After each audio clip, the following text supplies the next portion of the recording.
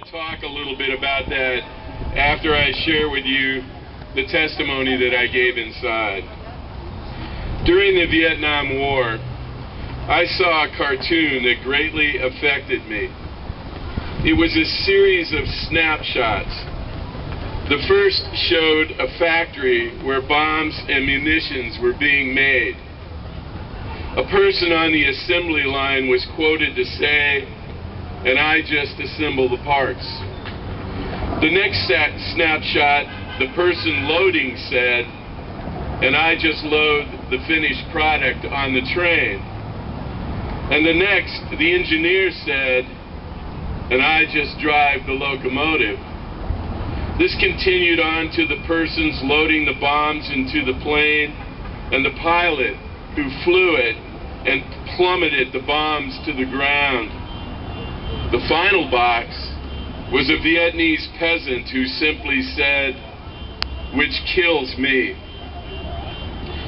If I were to draw a cartoon of the licensing of coal export facilities, I think I would make one similar to the cartoon about the Vietnam War. Except when I got to the final box, it would be in the destruction of the earth as we know it. We live in troubled times.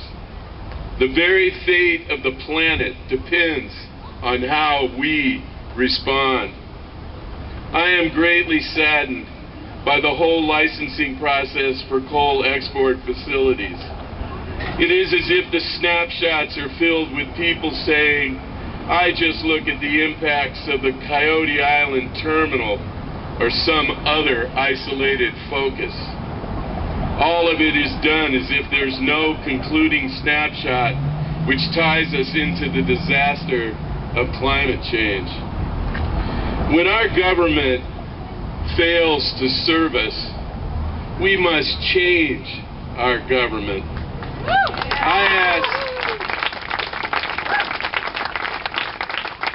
I ask all of you, everyone, which snapshot of the coal export cartoon are you in?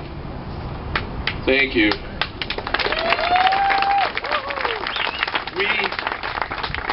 I'm an old activist, kind of almost used up. When I look back in time, I'm amazed at some of the things that we have accomplished. I never thought, as a victim of the Vietnam War, that I would ever see the end of the Vietnam War. But you know, the people rose up, and we don't have the Vietnam War anymore. It's amazing when you think about it.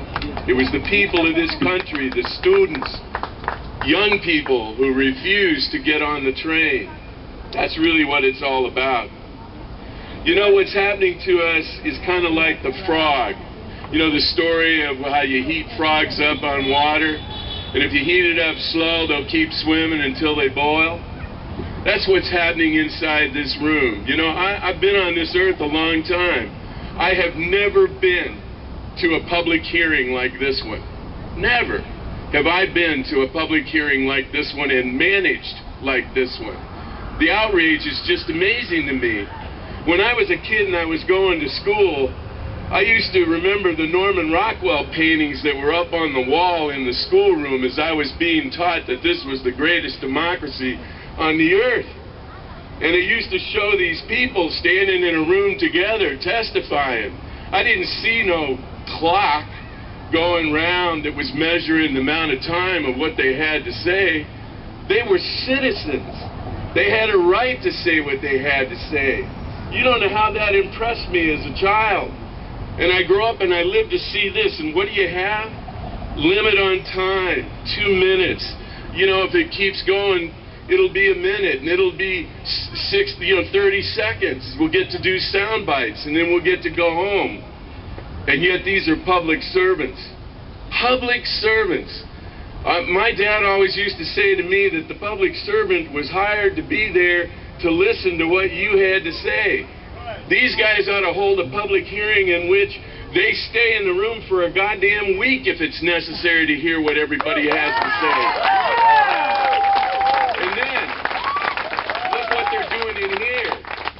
separated in small rooms, about maybe 50 or 60 people in a room, and they're holding hearings in a bunch of different rooms. And unlike any hearing I've ever been to, I can't hear what my fellow citizens are saying. By God, I want to hear what my fellow citizens are saying. When I go to a public hearing, I sit until the end because I think I do honor not only to myself, but to everyone else that comes to testify. What the hell has happened to us? And then they have us speak with our backs to the people. You know, here I am, I'm standing up, I'm looking all of you in the face. And that's the way we should be in that room. We should be looking at everybody in the face.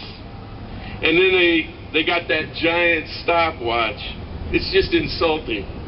But lastly, I'll tell you again, remember the frog swimming in the water.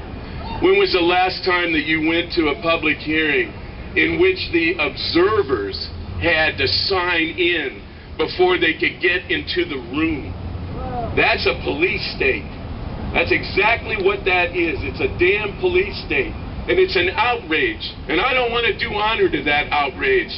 I want to go back to that classroom and the Norman Rockwell painting, because I think that's what democracy is really all about. Thank you.